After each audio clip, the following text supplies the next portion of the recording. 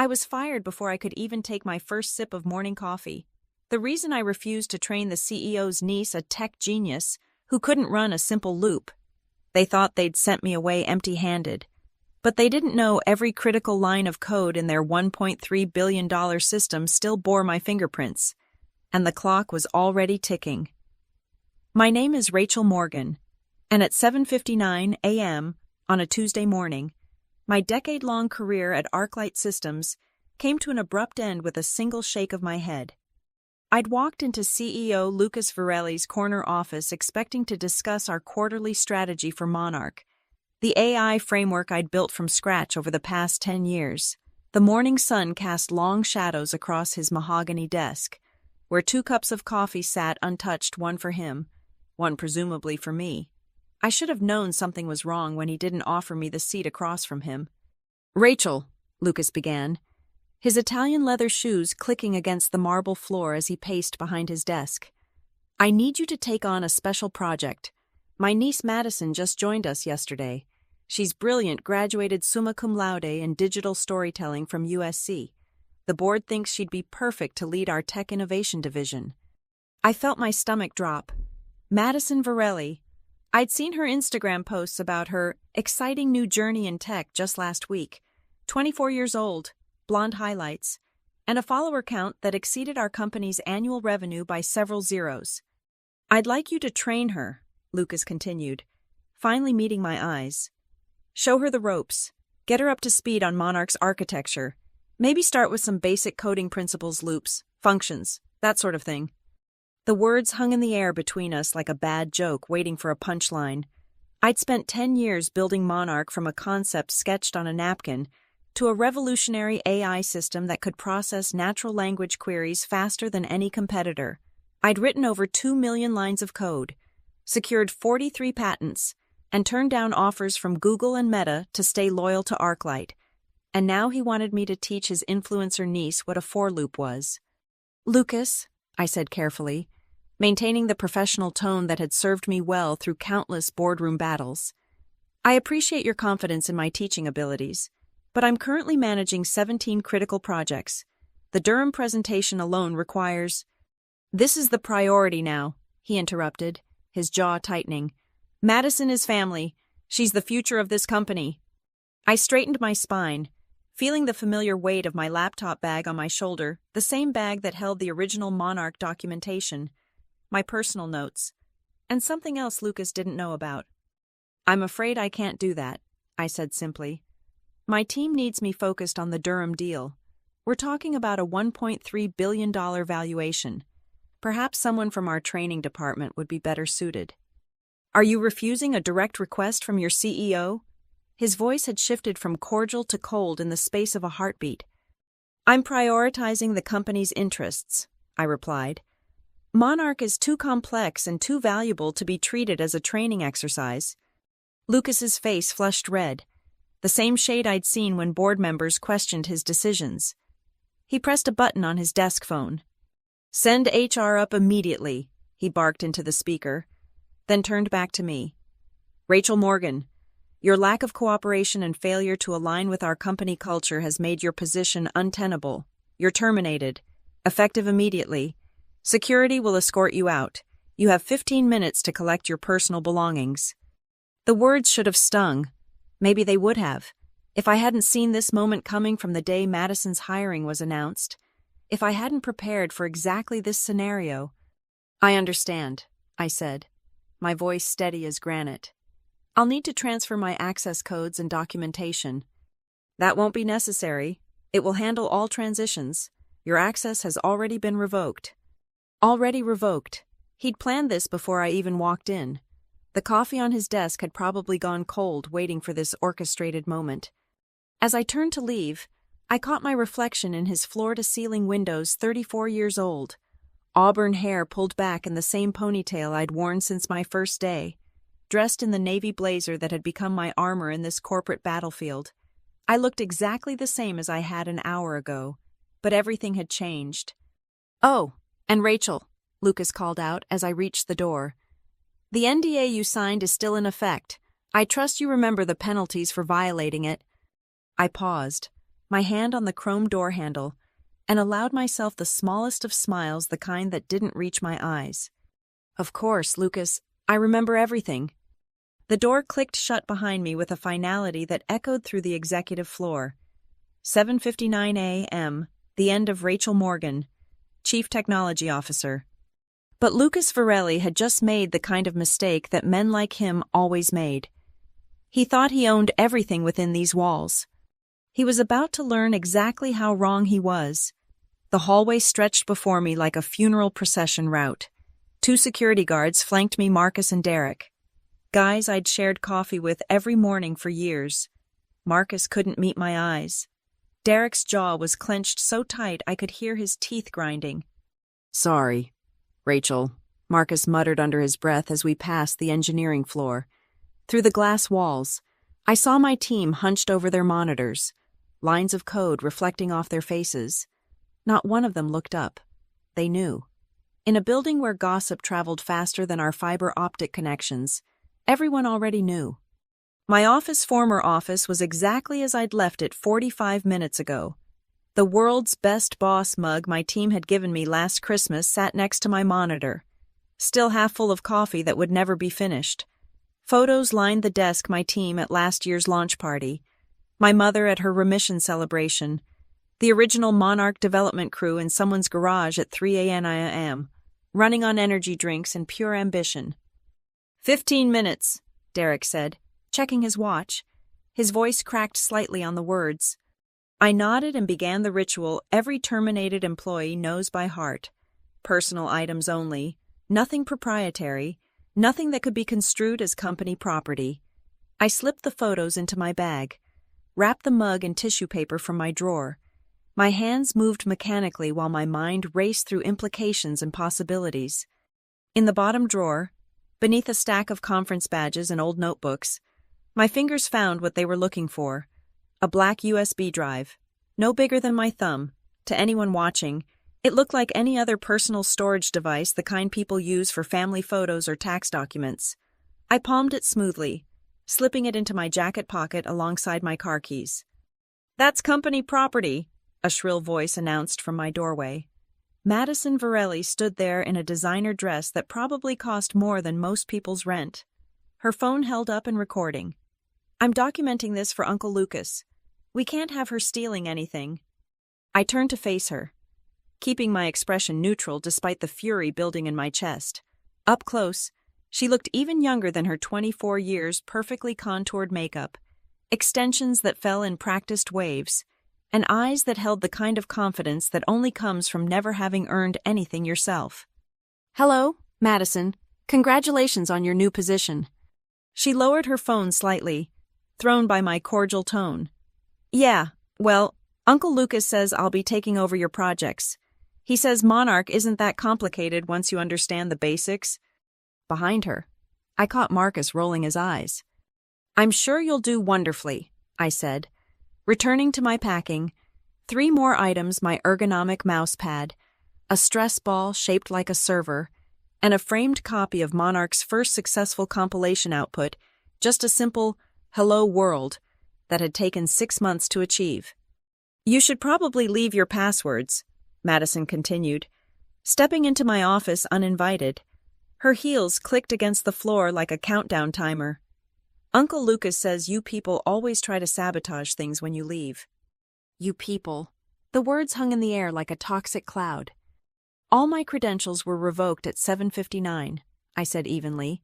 It will need to create new access protocols for you. She frowned, clearly not understanding half of what I'd said. Well, whatever. Just make sure you don't take anything important. I'll be watching the whole time. I zipped my bag closed and took one last look around the office where I'd spent countless late nights, where I'd celebrated breakthroughs and mourned failures, where I'd built something extraordinary from nothing but ambition and skill. It's all yours, I said to Madison, gesturing to the empty desk. Good luck with level 17. What? She blinked, confused. What's level 17? Nothing you need to worry about, I said, walking past her toward the door. Marcus and Derek fell into step beside me. The elevator ride down felt like descending into a different world, Each floor we passed represented another layer of the life I was leaving behind. Marketing on 12, where they'd spun my technical documentation into glossy presentations. Legal on 7, where I'd signed contract after contract, including the incorporation papers for Morgan Technologies, LLC. A detail buried so deep in subsidiary paperwork that even our CFO had missed it. The lobby was mercifully empty except for the morning receptionist, who gave me a sympathetic smile. The revolving doors expelled me onto the sidewalk at exactly 8:14 a.m., 15 minutes after my termination, right on schedule. The morning air hit my face like a wake-up call. Around me, the city continued its relentless pace, professionals rushing to meetings, coffee vendors serving the caffeine-addicted masses, the endless rhythm of ambition and commerce.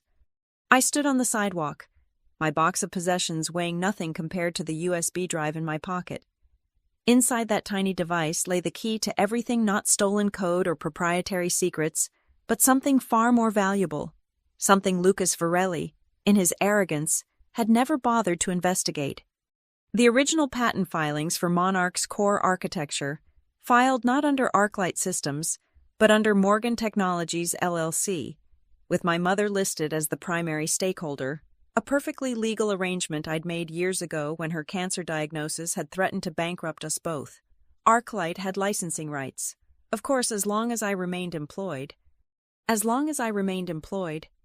I smiled then, a real smile this time, as I walked toward the parking garage. Behind me, through the building's glass facade, I could see Madison settling into my former office, her phone out, probably live-streaming her first day as a tech executive. She had no idea that in approximately 76 minutes, when Lucas tried to demonstrate Monarch to the Durham equity partners, everything would change. The countdown had already begun. My car's interior had never felt more like a command center. I slid into the driver's seat of my Tesla, placed my box of possessions in the passenger seat, and pulled out my laptop. The parking garage's fluorescent lights flickered overhead as I powered it on, my fingers moving across the keyboard with practiced precision. The Monarch control system interface appeared on my screen, elegant, minimalist, exactly as I designed it. Most people thought Monarch was just sophisticated AI software. They saw the chatbots, the predictive analytics, the natural language processing that made headlines. What they didn't see was the architecture beneath 17 layers of interconnected security protocols, each more complex than the last. I entered my credentials, not my ArcLight credentials. Those were indeed dead. These were different, older, more fundamental. Welcome, Architect. System status operational. Layers 1 to 16, active. Layer 17, standby mode. Layer 17, my insurance policy, built into Monarch's foundation from day one. While Lucas and his board celebrated each new feature I added, I'd been constructing something else entirely, a dead man's switch, elegant in its simplicity. The logic was clean. If the registered system architect's employment status changed from active to terminated without proper transition protocols, licensing verification would be required within 90 minutes. Without that verification, Monarch would enter protective mode, refusing all access attempts until the licensing dispute was resolved. I glanced at my phone. 8:23 a.m. Lucas's demonstration was scheduled for 9:30, 67 minutes until showtime. My fingers hovered over the activation command. Once I pressed enter, there would be no going back. But then I thought about Madison's sneer, about Lucas's calculated dismissal, about 10 years of my life poured into code that they thought they could simply take. I pressed enter. Employment status. Change detected. Initiating license verification protocol. Countdown initiated 89:59. The numbers began their relentless descent. I closed my laptop and started the car, pulling out of the garage into the morning traffic. As I drove, I sipped the coffee I'd grabbed from the lobby vendor, better than the one Lucas had left untouched on his desk. My phone buzzed. A text from Janet, my lead developer. Heard what happened. This is bullshit. Team is ready to walk. I pulled over to respond. Don't, not yet. Watch the 9:30 demo. 3 dots appeared. Then, what did you do? Nothing, just letting nature take its course. The city flowed past my windows as I drove toward downtown, toward the law offices of Brennan and Associates, where a particular document had been waiting in escrow for exactly this moment.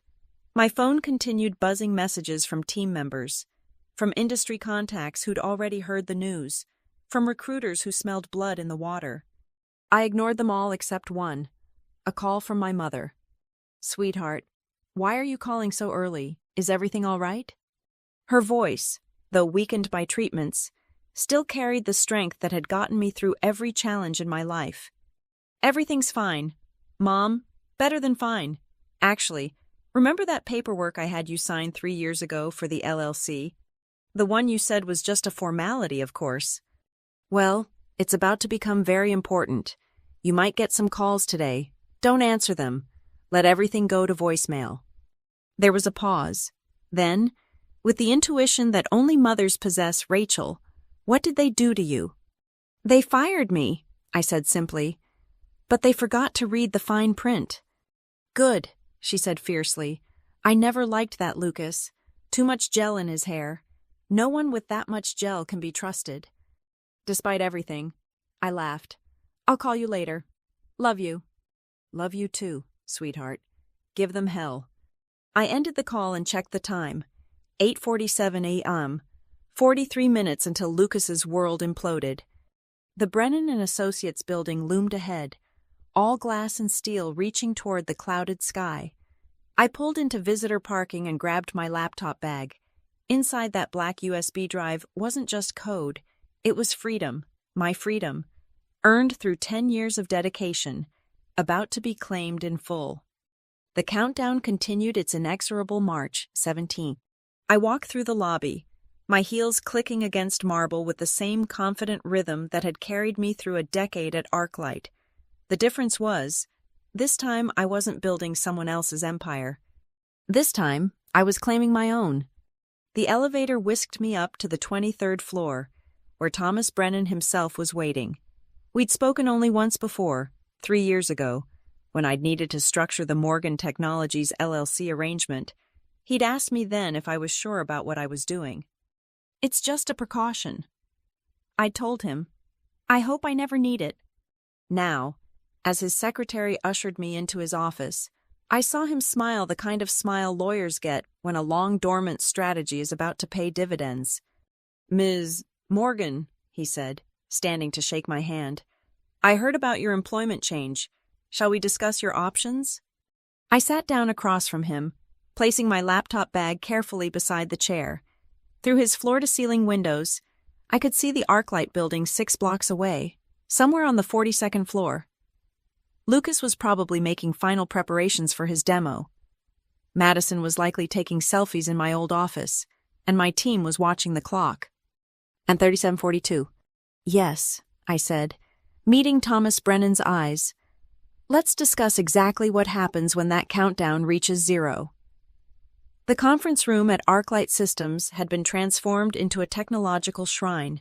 3 massive displays showed Monarch's interface in stunning resolution, while the company's best engineers stood ready at support stations. The Durham Equity Partners team sat around the polished table, 5 executives in suits that cost more than most cars, tablets ready to capture every detail of the demonstration that would justify their $1.3 billion investment. Lucas Varelli stood at the head of the table, his confidence radiating like cologne too strong and slightly nauseating. Beside him, Madison posed with a tablet, having changed into a different designer outfit since this morning. Her live stream was already active, broadcasting to her followers about revolutionizing AI technology and taking Daddy's company to the next level. "Gentlemen, ladies," Lucas began, his voice carrying the practiced tone of 1,000 pitches. "What you're about to see isn't just software, it's the future of artificial intelligence.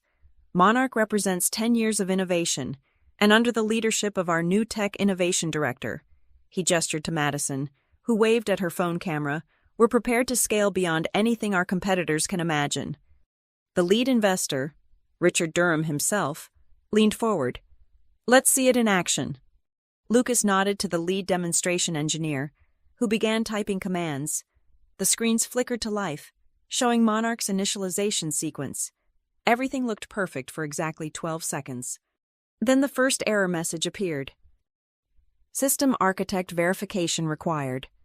The engineer frowned, typing rapidly. Just a minor hiccup. Let me... Access denied. Authentication failure. What's happening? Lucas's voice tightened, though his smile remained plastered in place. I'm not sure, sir. The system is requesting architect-level credentials. Then use them, Lucas snapped. Sir, they're not working. The screens flashed red. A new message appeared, larger this time. Licensing verification required. Time remaining, 12:47. Contact system architect for resolution. Madison, oblivious to the growing panic, continued her live stream. So sometimes technology has these little glitches, but that's why we have such an amazing team. Turn that off, Lucas hissed at her, his face flushing. She blinked at him, confused, but kept recording. The Durham team exchanged glances. Richard Durham's expression had shifted from interest to concern. Mr. Varelli, is there a problem with your system? No problem at all. Just a routine security protocol. Lucas turned to his CTO, my replacement. Apparently, a man named Harrison who'd been promoted approximately 30 minutes ago. Fix this, now. Harrison's fingers flew across the keyboard, sweat beading on his forehead. Sir, I can't access the core systems. It's like they're locked from the outside. That's impossible. We control all access points. Not all of them, Harrison said quietly, his face pale as he stared at the screen. There's something here about a level 17. I've never seen this before. The countdown continued its merciless progression. 11:23. Get Rachel Morgan on the phone. Lucas barked at his assistant.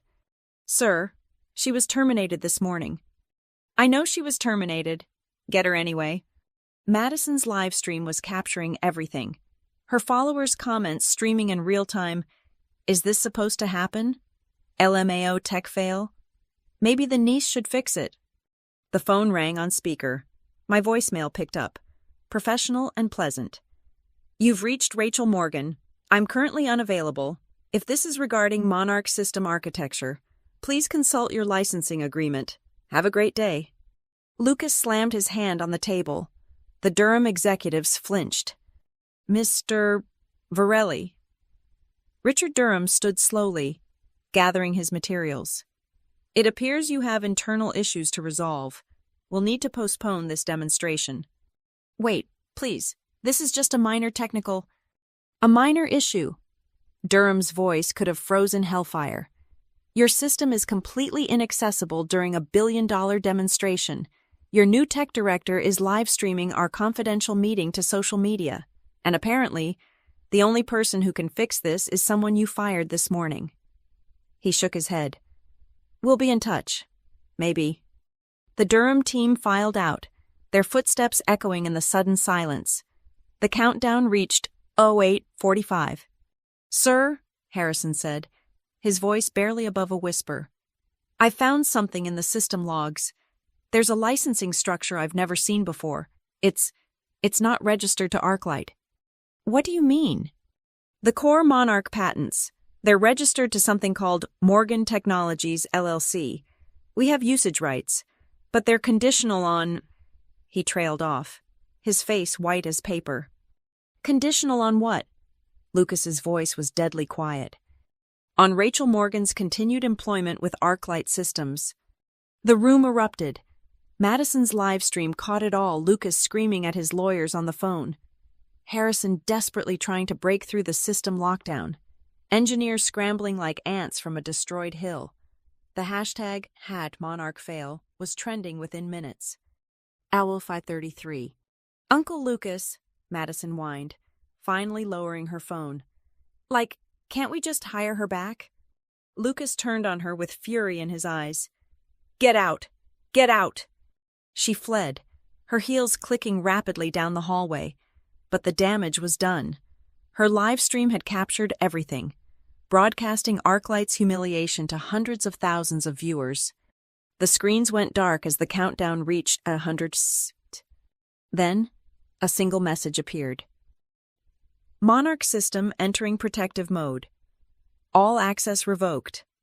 For licensing inquiries, contact Morgan Technologies, LLC. Authorized Representative Margaret Morgan. In the span of 90 minutes, Lucas Varelli had lost everything. The Durham deal was dead. The stock price was plummeting in real time as news of the failed demo spread.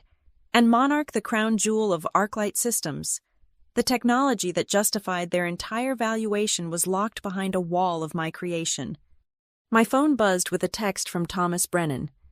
11 missed calls from ArcLight Legal. Shall I return them?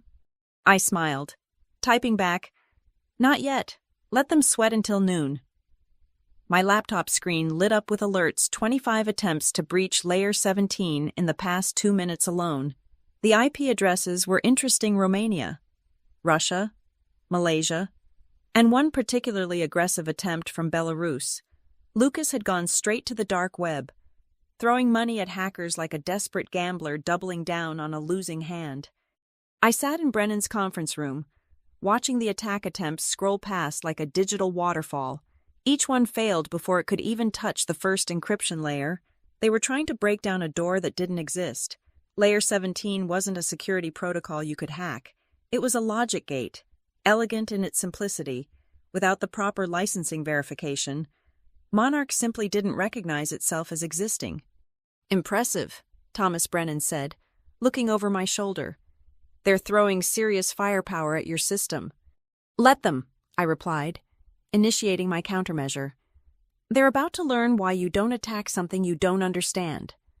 My fingers danced across the keyboard, activating a honeypot I'd built years ago, a false version of Monarch's core that looked convincing enough to fool anyone who didn't know better. It would let them think they'd broken through, give them just enough access to believe they'd won. The attack patterns shifted. Someone had taken the bait. "Got you," I whispered, watching as the hackers dove deeper into my trap. They were downloading what they thought was Monarch's source code. In reality, they were downloading a very special package, one that would phone home the moment they tried to compile it, revealing their exact location and, more importantly, who was paying them. My phone rang. Janet, my lead developer. "Rachel, what the hell is happening? The entire system is down. Harrison's about to have a stroke, and Lucas just fired 3 people from IT." "Where are you calling from?" "The bathroom. It's chaos out there. Someone said they saw Lucas actually throw a laptop." "Listen carefully," I said. "In about 5 minutes, they're going to think they've regained control. When that happens, I need you to stall, ask questions, demand to review any code before it's implemented. Can you do that?" "Of course. But Rachel, what's really going on?" "Lucas hired hackers. They're about to make a critical mistake." "Jesus. Should I document this?" "Everything. Screenshots, emails, recordings if you can manage it. We're going to need evidence." I ended the call and turned back to my screen. The hackers had fully embraced the honeypot, uploading what they believed was a patch to override Layer 17. Lucas was probably watching over their shoulders, credit card in hand, ready to celebrate his victory. The patch activated. Immediately, Monarch appeared to come back online. I could imagine the cheers in the conference room, Lucas's smug satisfaction, maybe even Harrison's relieved sigh. They had no idea they were celebrating their own downfall. The honeypot began its real work. Every terminal that accessed the false Monarch instance was tagged. Every command was logged. And most importantly, a hidden protocol began uploading ArcLight's internal communications directly to a secure server I controlled. If Lucas wanted to play dirty, I'd show him what that really meant. An email notification popped up forwarded by the honeypot from Lucas's own account. "Payment confirmed. 50K transferred to CryptoGhost for emergency system recovery. Delete this thread." I screenshotted immediately. Securities fraud, wire fraud, computer fraud. Lucas had just committed enough felonies to keep lawyers busy for years. But the best part was yet to come. The hackers, drunk on their apparent success, began implementing what they thought were system improvements. Each change they made actually degraded Monarch's performance, introducing lag, errors, and conflicts that would become apparent only under heavy load, exactly the kind of load a demonstration to investors would create. My phone buzzed. A text from an unknown number. "Nice try with the honeypot, but we're better than that." I smiled and typed back, "Are you? Check your compile logs." There was a long pause. Then, "Who is this?" "The architect. Enjoy the FBI visit." The unknown number went silent. On my screen, I watched as the hacker's connection suddenly terminated. They'd realized their mistake. The phone home protocol had already transmitted their real location and identity to authorities. Lucas had hired amateurs who thought they were professionals. Thomas Brennan chuckled beside me. "Remind me never to cross you, Ms. Morgan." "I'm not vindictive," I said, closing my laptop. "I'm thorough. There's a difference." "What now?" I stood, gathering my things. "Now we wait. Lucas thinks he's won. He'll try to salvage the Durham deal, probably schedule an emergency demonstration, and when Monarch fails spectacularly, which it will, thanks to our hacker friend's improvements, he'll have no one to blame but himself. And the FBI investigation, that's just insurance. The real victory happens when they realize that even if they somehow regain control of Monarch, they still don't own it. My mother does, and she's about to become a very wealthy woman." As I left Brennan's office, my phone lit up with notifications. The tech blogs had picked up Madison's live stream. "ArcLight Systems in Crisis," read one headline. "Billion-dollar deal dies in real time," proclaimed another. But the one that made me smile was from TechCrunch. Former ArcLight CTO allegedly holds key to 1.3B system lockout. Allegedly, I like that. It left room for doubt, for Lucas to wonder just how deep this went, how much control I really had. The truth was, I had all of it. Every line of code, every patent filing, every late night and early morning I'd invested in Monarch, it all led to this moment. Lucas Varelli thought he'd fired me at 7:59 this morning. By noon, he'd realized he'd actually fired himself.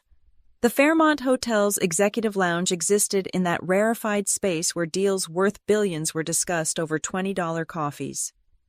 I arrived at 1:45 p.m., 15 minutes early for my meeting with Clara Renner. She was already there, positioned at a corner table with a view of the city skyline, her silver hair catching the afternoon light. Clara Renner didn't stand when I approached. Powers like her never stood, they simply gestured, and the world rearranged itself around them.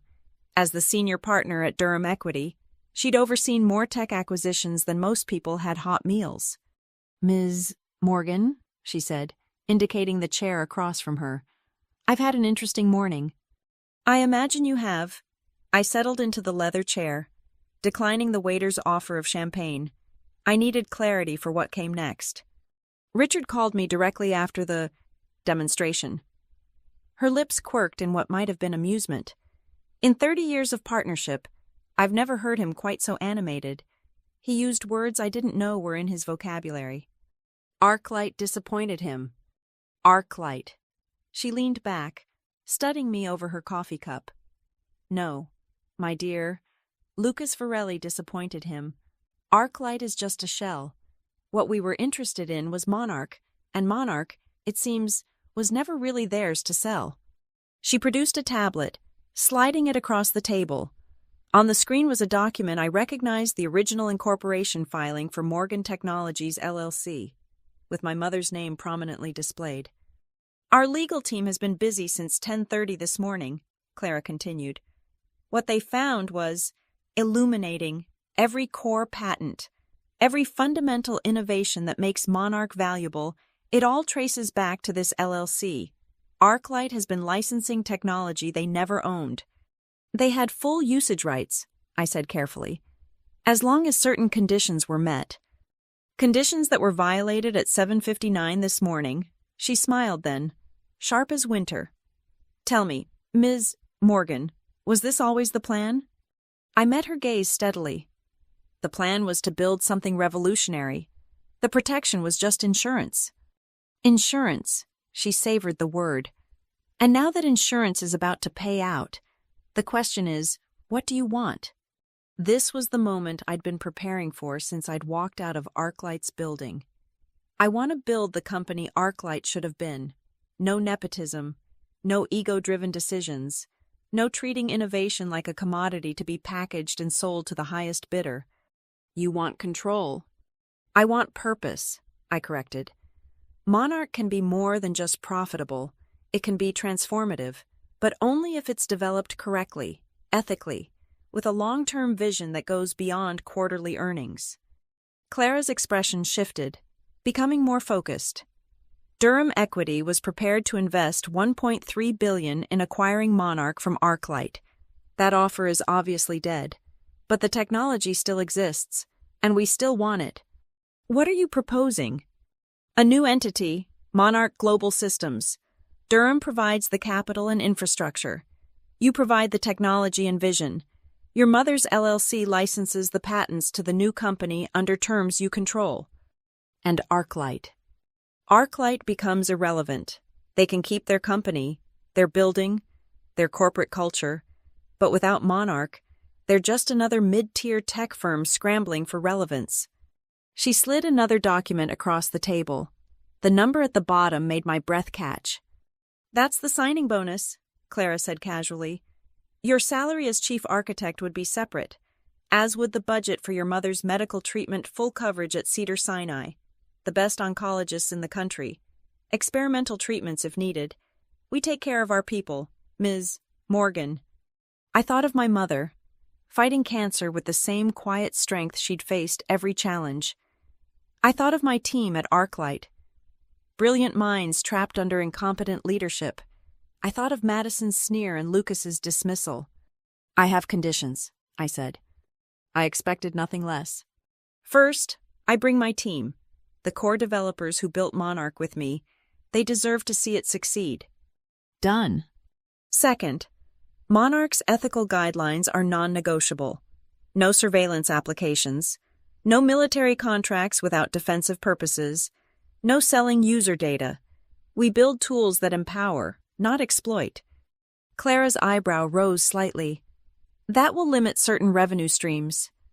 It will open others. Companies are desperate for AI they can trust. We'll be the gold standard.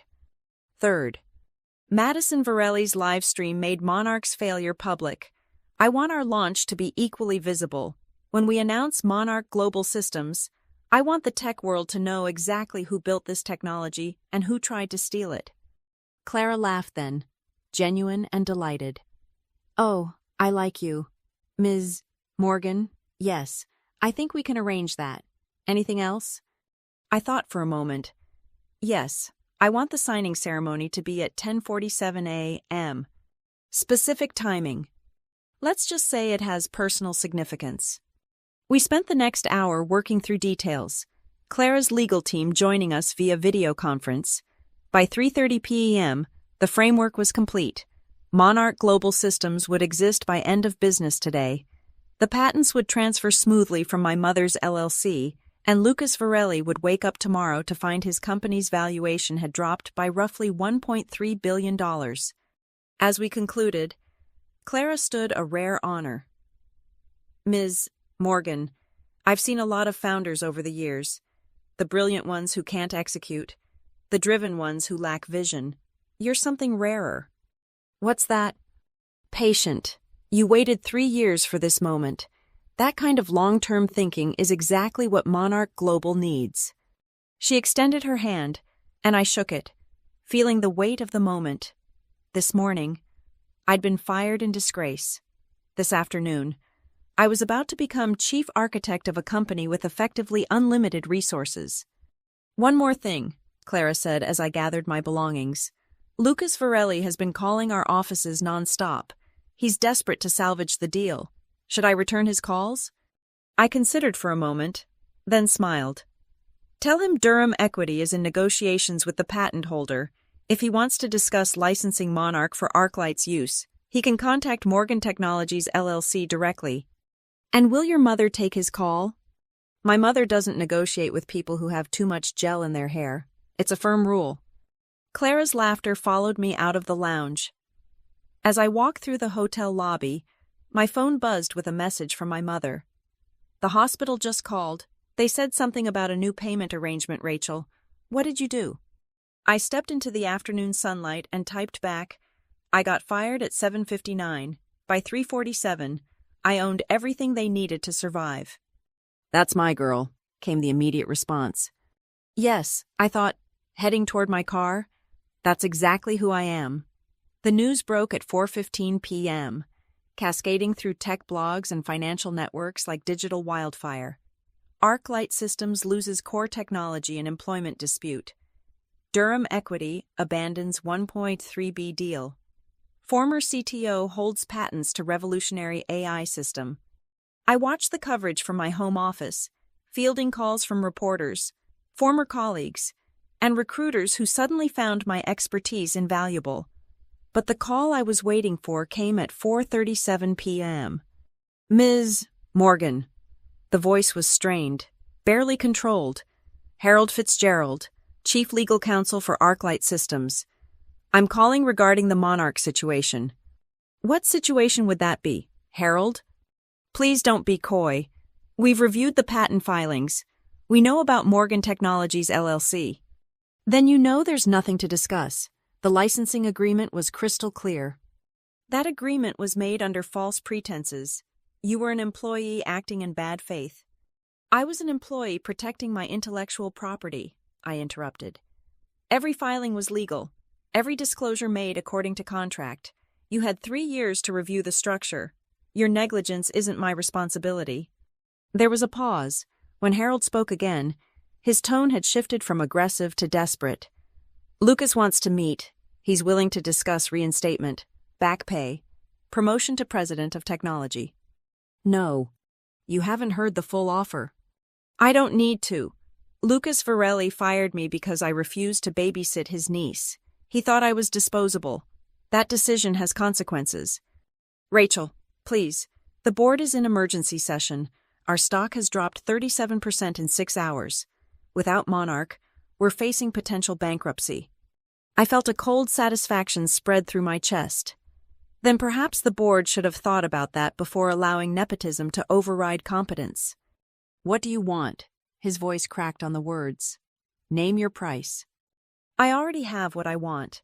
Monarch Global Systems launches tomorrow. We'll be offering enterprise licenses at competitive rates. Arclight is welcome to apply like any other potential client. This is extortion. No, Harold.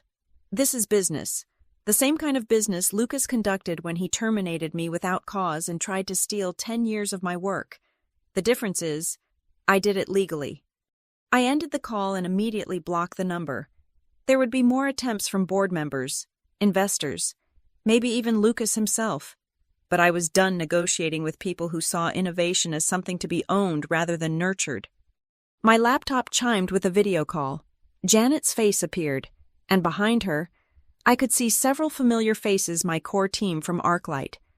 Rachel, is it true? Janet's eyes were bright with excitement. Monarch Global Durham backing.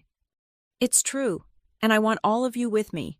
Same positions, 50% salary increase, equity stakes, and the chance to build Monarch the way we always dreamed. The cheers that erupted made me smile. These were the people who'd stayed late debugging code, who'd believed in the vision even when management didn't understand it, who'd made Monarch possible. When do we start? Asked David, my senior architect. Monday. Durham's legal team will handle the exit negotiations with Arclight. Just document everything and don't sign anything without running it by our lawyers first. What about our current projects? This from Sarah, the database engineer. Arclight will have to figure that out. We built clean, documented code. If they can't maintain it without us, that's their failure, not ours. After the call, I poured myself a glass of wine and moved to my balcony. The city stretched out below, lights beginning to twinkle in the approaching dusk. Somewhere in that maze of glass and steel, Lucas Varelli was probably raging at lawyers, demanding solutions that didn't exist. My phone buzzed. A text from an unknown number, but I recognized the tone immediately. "You've destroyed everything I built. I hope you're satisfied, L." I considered not responding, then typed back, "You destroyed it yourself the moment you chose nepotism over merit. I just refuse to go down with your ship." 3 dots appeared, disappeared, appeared again. Finally, "The board wants to negotiate. They're willing to remove me as CEO if you'll come back." I stared at the message, feeling the weight of that offer. A year ago, maybe even 6 months ago, I might have been tempted. The chance to run ArcLight properly, to implement the vision Lucas had corrupted with his ego and favoritism. But that was before this morning, before the dismissal, before the realization that I didn't need ArcLight, they needed me. "Too late," I typed. "Monarch Global launches tomorrow. Maybe Madison can build you something new." I blocked that number too. As the sun set over the city, painting the sky in shades of amber and rose, I thought about paths not taken and choices that define us. By every conventional measure, getting fired should have been a disaster. Instead, it had become liberation. My mother called as I was preparing dinner. "I got the strangest call today," she said, humor coloring her voice. "Someone named Lucas, very agitated, offering me $10 million for some paperwork I signed." "What did you tell him?" "That I don't negotiate with men who fire my daughter. Also that his hair gel was showing up even over video call, which seemed unprofessional." I laughed, really laughed, for the first time all day. "I love you, Mom." "I love you too, sweetheart. Now, tell me about this new company, and don't skip any details." As I filled her in on Monarch Global, on Durham's backing, on the team that would join us, I felt the last of the day's tension dissolve. Tomorrow, the press release would go out. The tech world would wake up to a new reality, one where Monarch existed independent of ArcLight, where innovation trumped nepotism, where a fired engineer owned the very foundation her former company needed to survive. But tonight, I simply enjoyed the quiet satisfaction of a plan executed flawlessly. They'd fired me at 7:59 a.m. By sunset, I'd won everything. The 42nd floor of the Durham building had been transformed overnight. Where yesterday there had been empty space, now stood the future headquarters of Monarch Global Systems. I arrived at 10:30 a.m., 17 minutes before the signing ceremony that would officially launch our company. The space was perfect floor-to-ceiling windows offering panoramic city views, open floor plans that encouraged collaboration, and most importantly, no executive floor segregating leadership from innovation. We would build differently here. My team was already setting up, their excitement palpable. Janet had brought champagne. David was configuring our servers. Sarah had created a countdown clock on the main display, ticking toward 10:47 a.m., the moment everything would become official. Nervous, Clara Renner appeared beside me, impeccable as always in her charcoal suit. "No," I said honestly, "this feels right." "Good, because we have visitors." I turned to see a small crowd gathering near the elevators.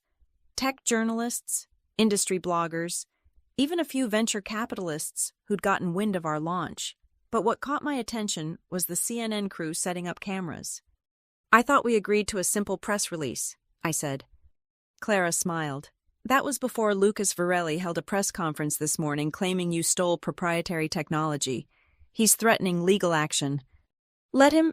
Discovery would be fascinating." "My thoughts exactly, but I thought you might want to respond more, publicly." As if on cue, my phone buzzed, a message from my mother. "Watching the news? Lucas looks terrible. His hair gel can't hide the panic. Give them hell, sweetheart." At exactly 10:47 a.m., I stood before the assembled crowd, pen in hand. The contracts lay spread across the table in corporation documents, patent transfers, employment agreements for my team. Everything that would transform Monarch from ArcLight's lost asset into an independent force. "Ms. Morgan," a reporter called out, "how do you respond to accusations that you sabotaged ArcLight systems?" I signed the first document before answering. I spent 10 years building Monarch. Every innovation, every breakthrough, every line of code that made it valuable came from my team's dedication. The only sabotage was Lucas Varelli's decision to prioritize nepotism over competence. But weren't you an ArcLight employee when you filed these patents? I was an employee protecting my intellectual property through completely legal means. I signed the second document. ArcLight had full access to Monarch as long as our employment agreement was honored. They chose to violate that agreement. What about your former colleagues still at ArcLight? I gestured to my team. The people who truly built Monarch are right here. As for those who remain, ArcLight is welcome to apply for a Monarch license like any other company. We believe in fair access to innovation. The final signature. As my pen left the paper, the countdown clock hit 0. Cheers erupted from my team. Champagne corks popped, and somewhere across the city, ArcLight's stock price dropped another 12%. Clara stepped forward. Ladies and gentlemen, I'm pleased to announce that Durham Equity Partners has fully funded Monarch Global Systems with an initial investment that will allow us to scale immediately. We're not just launching a company, we're launching a new standard for ethical AI development. The questions continued, but I let Clara handle them. I had one more thing to do. I walked to my new office, not a corner executive suite, but a workspace in the heart of our development floor. No walls, no barriers between me and my team. On my desk sat a simple placard, Rachel Morgan, Chief Architect. I placed my hand on the nameplate, feeling the weight of the moment. This morning, a year ago, I'd walked into ArcLight excited about building the future. This morning, I'd walked into Lucas Varelli's office expecting a strategy meeting. Instead, I'd been discarded like obsolete code. But code has a funny property: delete it without understanding its dependencies, and your entire system crashes. My laptop chimed with an email. The sender made me pause. Madison Varelli. Ms. Morgan, I wanted to apologize for my behavior yesterday. I've realized I was set up to fail by my uncle, who used me to justify his actions. I'm leaving ArcLight and returning to school for a real computer science degree. Maybe someday I could learn from someone who actually built something instead of just inheriting it. Madison. I smiled and typed back, Monarch Global has an excellent internship program. Apply when you're ready to work for it. Through my window, I could see the ArcLight building in the distance. By now, Lucas would be in another emergency board meeting, trying to explain how he'd lost everything in a single morning, how a company valued at billions had become a shell without its core technology. He'd probably never understand that it wasn't about revenge, it was about respect for innovation, for dedication, for the people who transform ideas into reality. He'd tried to reduce 10 years of breakthrough work to a training exercise for his unqualified niece. He'd thought talent was replaceable, that loyalty could be discarded, that ownership was more important than creation. My team gathered around, glasses raised in a toast. These were the people who'd believed in Monarch when it was just impossible math on a whiteboard, who'd debugged code at 3 a.m. and celebrated breakthroughs at dawn, who'd chosen to follow me into uncertainty because they believed in what we could build together. To Monarch Global, Janet said, raising her glass. To doing it right this time, David added. To showing them what we're really capable of, Sarah chimed in. I raised my own glass, thinking of my mother starting her new treatment protocol, of the technology we'd build without corporate interference, of the future we'd create on our own terms. To second chances, I said, and to making sure we never need a third. We drank, we celebrated, and then we got to work, because while Lucas Varelli was still trying to understand what had happened, we were already building what came next. They fired me at 7:59 a.m.